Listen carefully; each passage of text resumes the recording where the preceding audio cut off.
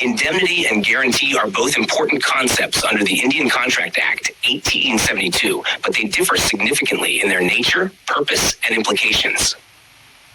Indemnity. Definition.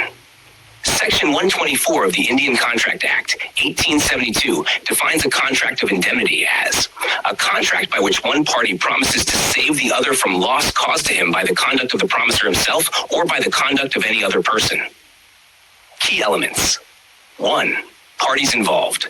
There are two parties, the indemnifier, the person who promises to indemnify, and the indemnified or indemnity holder, the person who is protected against loss.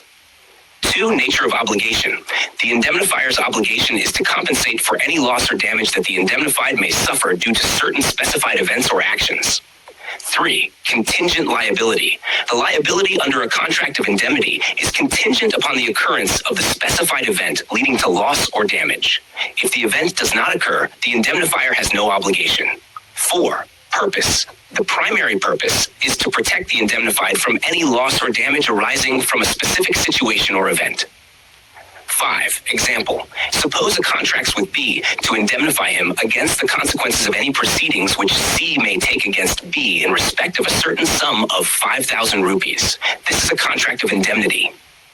Guarantee. Definition.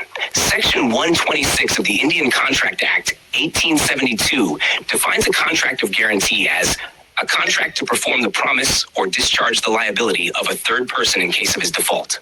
Key elements. 1. Parties involved. There are three parties in a contract of guarantee: the creditor, to whom the guarantee is given, the principal debtor, whose liability is guaranteed, and the surety, who gives the guarantee and promises to discharge the liability if the principal debtor fails to do so. 2. Nature of obligation. The surety's obligation is secondary. The primary obligation to perform rests with the principal debtor. The surety steps in only if the principal debtor defaults. 3. Coextensive liability. The liability of the surety is coextensive with that of the principal debtor, meaning that the surety is liable to the same extent as the principal debtor. 4. Purpose. The purpose of a guarantee is to ensure that the creditor will be paid or the obligation will be performed, even if the principal debtor fails to fulfill their obligation. 5. Example. A lends B a sum of 10,000 rupees, and C promises to A that if B does not repay the loan, C will do so. This is a contract of guarantee.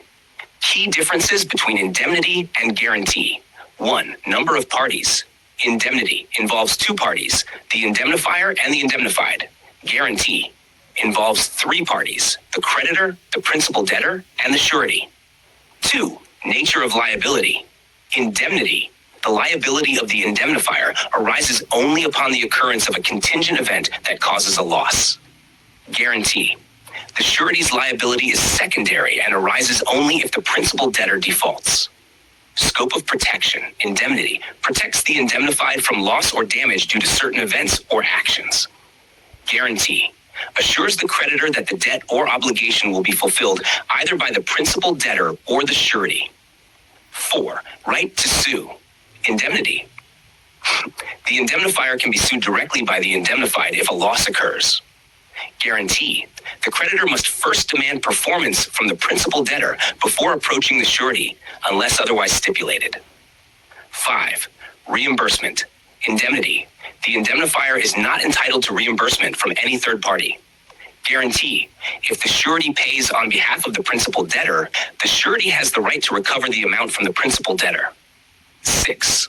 Risk. Indemnity. The indemnifier assumes the risk of the indemnified's loss. Guarantee. The surety assumes the risk of the principal debtor's default. Legal implications. Indemnity. The indemnifier is obligated to make good the loss as soon as it occurs, and the indemnity holder can demand compensation immediately. Guarantee. The surety's liability is activated only when the principal debtor fails to perform their obligation. The surety can be sued only after the principal debtor's default.